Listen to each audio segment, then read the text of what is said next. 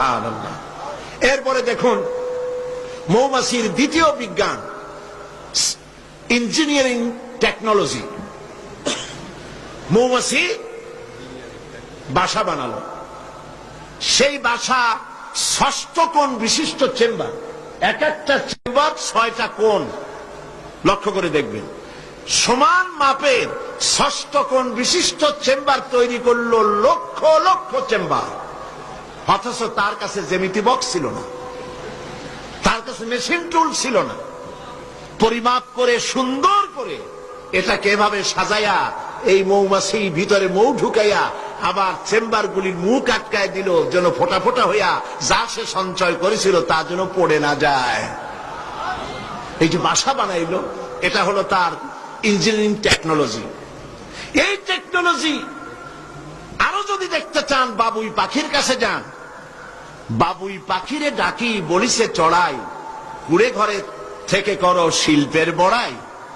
যদিও বাবুই পাখি, চড়ুই পাখি বাবুই পাখি যেটা বলেছে, আসলে শিল্পের বড়াই করার মতো।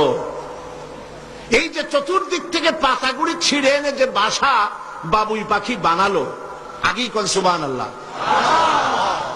এই বাসা শুধু বাসা নয়, এর মধ্যে বেডরুম আছে, এর মধ্যে ডাইনিং রুম আছে, মাস্টার বেডরুম আছে, শুধু টয়লেট নাই। নিচ দিয়ে ঢুকবে, আবার ব্যাকডোর দিয়ে নিচের থেকে আক্রান্ত হলে ব্যাকডোর দিয়ে পালাবার ব্যবস্থাও আছে। এই বাসার ভেতরে কোন বিদ্যুৎ লাইন, পিডিপি বা আরইবি কেউ লাইন দেয় নাই, ফলে বেচারা অন্ধকারে তারা স্বামী স্ত্রী কনজুগাল লাইফ লিড করবে কি করে।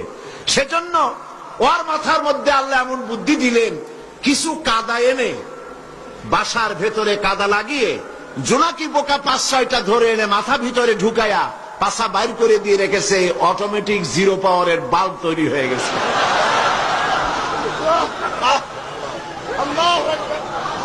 ইঞ্জিনিয়ারিং টেকনোলজি আর কারে বলে?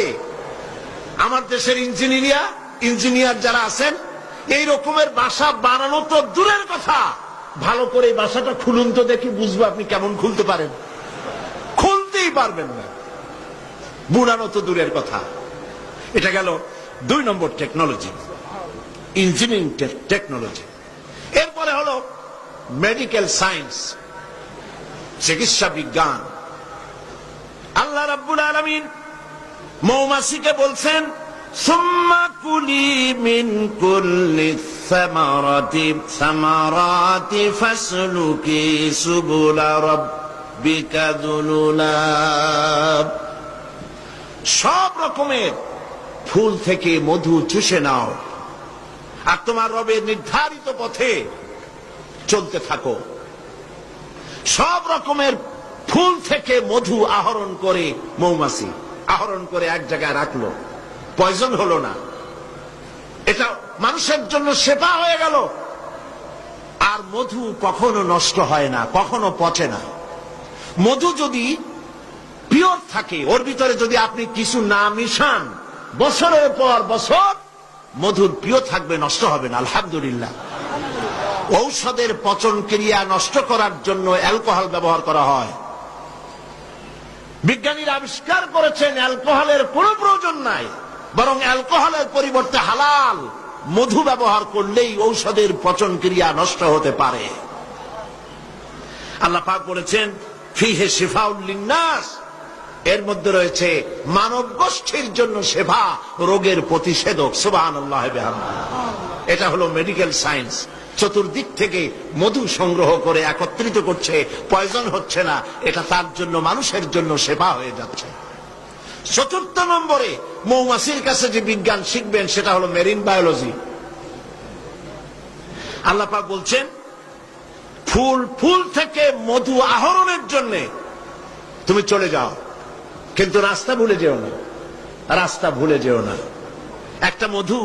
একটা মৌমাছি তার বাসা থেকে, এগুলো নিয়ে যারা রিসার্চ করেছেন, প্রাণীতত্ত্ববিদরা বলেছেন, মৌমাছি ফুল থেকে মধু গ্রহণ করার জন্য নিজের বাসা থেকে 10 মাইল পর্যন্ত দূরে চলে যায়। আপনারা কোনোদিন দেখেছেন কোন মৌমাছি আপনার ঘরে এসে পথ খুঁজতেছে, বাবা বাসা হারাইছি, যাবো কোন পথে? তালাশ করছে কখনো? আল্লাহ পাক বলছেন তুমি যাবে ফুল থেকে মধু আহরণ করার জন্য, রাস্তা ভুলে যেও না। সুবহানাল্লাহ বিহামদিহি। সমুদ্রের ভিতরে নাবিকেরা যখন জাহাজ চালায়, ইনল্যান্ড রিভার লাইনে আমাদের দেশীয় নদীগুলিতে স্টিমার যখন থাকে সামনে সার্চ লাইট থাকে, কিন্তু সমুদ্রে শিপগুলি এদের কোনো সার্চ লাইটের দরকার নাই। সার্চ লাইট জ্বালাই দেখবে কি? পানি আর পানি, কি দেখবে? সেই জন্য তাদের জন্য প্রয়োজন হচ্ছে একটা মানচিত্র আর একটা কম্পাস। কম্পাস, মানচিত্র, রাডার, এগুলিকে ফলো করে স্টিমার শিপগুলি মহাসমুদ্রের ভেতর দিয়ে চলে, পথ হারায় না। এবার আপনি বলেন, মৌমাছি নিজের মৌচাক এই চট্টগ্রাম কলেজের কার্নিসের নিচে তার বাসা, মধু আহরণ করার জন্য চলে গেল এখান থেকে 10 মাইল কদ্দূর, বদ্দার হাট নাকি হাটহাজারি, হাটহাজারি গেছে মধু আনতে। ওর কাছে কোনো কম্পাস ছিল? কোন মানচিত্র ছিল? কোন মানচিত্র নাই, কোন কম্পাস নাই। চলে গিয়েছে মৌ আনতে, আর ঠিক সেখান থেকে মধু মুখে করে এনে আবার জায়গায় পৌঁছে গিয়েছে। সুবহানাল্লাহ। হে মানুষ, তুমি কোনটা দিয়ে আল্লাহর সাথে, তুমি কি দিয়ে নিজের বড়াই করবে? কোন ক্ষেত্রেই মানুষের বড়াই নয়, সমস্ত শ্রেষ্ঠত্ব, বিরাটত্ব, মহানত্ব সবটাই আল্লাহ রাব্বুল আলামিনের জন্য। জোরে সরে বলেন আল্লাহু আকবার। মানুষকে আল্লাহ পাক এই জ্ঞান দান করেছেন। আল্লাহ রাব্বুল আলামিন বলেন, মানুষের সব অসহায়ত্ব সামনে রেখে আল্লাহ পাক আরো বলেন, আফারাআইতুমুল মাআল্লাযী তাশরাবুন আনতুম আনজালতুমূহু মিনাল মুজনি আম নাহনুল মুনজিলুন। এই যে তোমরা পানি পান করো, এই পানি আকাশ থেকে কে নাজিল করে? তুমি করো না আমি করি? প্রশ্ন কিন্তু আমার না, প্রশ্ন কার? বলেন সবাই। এই যে পানি পান করো, এই পানি আকাশ থেকে কে নাজিল করে? তুমি করো না আমি করি? এই পানি আল্লাহ কোত্থেকে নিলেন?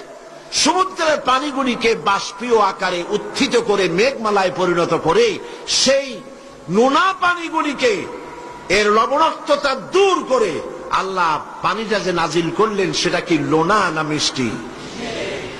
আল্লাহ পাক বলেন, লাউ নাশাউ জাআলনাহু উজাজান ফালাউলা তাশকুরুন। আমি ইচ্ছে করলে আকাশ থেকে পানিগুলি লবণাক্ত আকারে নাজিল করে দিতাম, বর্ষণ করে দিতে পারতাম। তা না করে আমি যে মিষ্টি পানি তোমাদের দিলাম, লবণাক্ততা দূর করে যে মিঠা পানি দিলাম, কেন তোমরা আল্লাহ রাব্বুল আলামিনের শুকর আদায় করো না? আল্লাহ পাক ইচ্ছা করলে পানি তো সব শুকায় দিতে পারেন, পারেন না? আল্লাহ ইচ্ছা করলে পৃথিবীর সমস্ত পানিগুলিকে শুকায় দিতে পারেন। সেই পানি আবার টেনে দিতে পারেন আমাদের সামনে, আল্লাহ পাক পারেন। সুতরাং আল্লাহ পাক মানুষের অসহায়ত্ব দেখাচ্ছেন, তুমি আসলে অসহায়, যা কিছু পেয়েছো সব আমি তোমাকে দান করেছি। এই জন্যে ফাসাব্বিহ বিসমি রাব্বিকাল আযীম, ওই আল্লাহ পাকের বড়ত্ব, তার তাসবিহ তোমরা ঘোষণা করো। সবাই পড়েন সুবহানা রাব্বিয়াল আযীম। তুমি কত অসহায়, খুব মাতব্বরি করো, কিন্তু সমুদ্রে যাও তো। সমুদ্রে যখন মানুষ যায়, ওয়াইযা গাশিয়াহুম মাওজু কাযুলাল, যখন সমুদ্রের ভিতরে বিরাট তরঙ্গমালার ভিতরে মানুষ যখন পড়ে যায়, আল্লাহ পাক বলেন, দল্লা মান তাদউনা ইল্লা ইয়াহু। যখন সমুদ্রের ভিতরে তুফানে পড়ে যায়, তখন আল্লাহ ছাড়া সবাইকে তারা ভুলে যায়। শুধু তখন মনে পড়ে আল্লাহ আল্লাহ, আল্লাহ ছাড়া তখন আর কিছুই মনে থাকে না। অতএব তুমি নিজেকে যত বড় মনে করো, আসলে তুমি এত বড় নও। তোমার আসল মর্যাদা কি, সে কথা আল্লাহ পাক বলছেন। এবার দেখো তোমার মূল মর্যাদাটা কি। আল্লাহ পাক বলেন, পৃথিবীর মানুষের মূল মর্যাদা হলো ওয়ালাকাদ কাররামনা বনি আদম, আদম সন্তানকে আমি সম্মানিত করেছি, তুমি আমার সম্মানিত মেহমান। পৃথিবীর মানুষের আল্লাহর সম্মানিত মেহমান। ওয়া হামালনাহুম ফিল বাররি ওয়াল বাহর, আর আমি তাদেরকে জলে এবং স্থলে সওয়ারির ব্যবস্থা করেছি। ওয়া রাযাকনাহুম মিনাত তাইয়্যিবাত, আর উত্তম হালাল খাদ্য আমি তোমাদেরকে দান করেছি। সুবহানাল্লাহ বিহামদিহি। সম্মানিত মেহমান, সেই জন্য আল্লাহ যত খাবার দিলেন সমস্ত খাবারগুলি ঢেকে ঢুকে সুন্দর করে আমাদের সামনে পরিবেশন করেছেন। সুবহানাল্লাহ বলেন। সম্মানিত মেহমানের সামনে খোলা খাবার নেওয়া ভদ্রতার বাইরে, আমরাও তা করি না, ঢেকে ঢুকে নেই। আর আল্লাহ পাক এই মানুষকে সম্মানিত করেছেন বলে যত খাবার দিলেন সমস্ত খাবারগুলি ঢেকে দিয়েছেন। আম আল্লাহ কভার করেছেন, কাঁঠালকে কভার করেছেন, কলাকে কভার করেছেন, বেলকে কভার করেছেন। যত খাবার দিলেন সমস্ত খাবারগুলিকে রব্বুল আলামিন কভার করে সম্মান করে সুন্দর করে ঢেকে ঢুকে মানুষের সামনে পেশ করলেন। তোমার মর্যাদা, মানুষের আসল মর্যাদা হলো, মানুষের আসল মর্যাদা আল্লাহ